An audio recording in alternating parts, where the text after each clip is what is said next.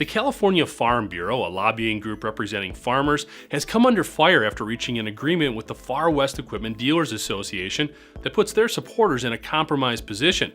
The agreement states that equipment manufacturers have to provide all information related to diagnosing and repairing their vehicles and equipment. This is something that was basically already in place, but the agreement made it official.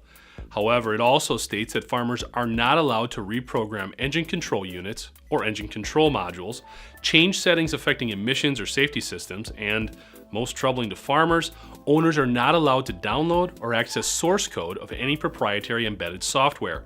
So basically, owners are allowed to understand how to fix what's wrong, but they're not allowed to touch the systems that would actually enable the repair.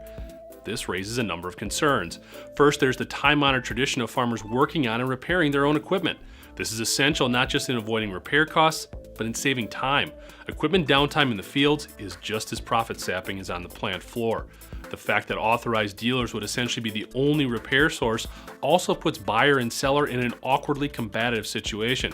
Just as in the automotive sector, repair and maintenance has become a bigger part of the business due to longer lifespans. These longer-lasting tractors and ag equipment get their added durability from a growing number of electronically controlled components and systems. Manufacturers would argue that their complexity demands an understanding beyond that of a manual. So they're helping the farmer out by ensuring the repair is done properly and preserving its longevity. Farmers, big surprise, really don't like being told what to do, especially after investing hundreds of thousands of dollars on these machines. The agreement is garnering national attention on a couple of fronts. First, there's the concern that companies of all types could see software modifications as infringing upon patents and copyrights. More specific to the food sector, California farmers grow more produce and nuts than any other state in the union. So just as the California Air Resources Board essentially dictates EPA guidelines, the same could occur here with right to repair regulations. I'm Jeff Ranke, and this is IEN Now.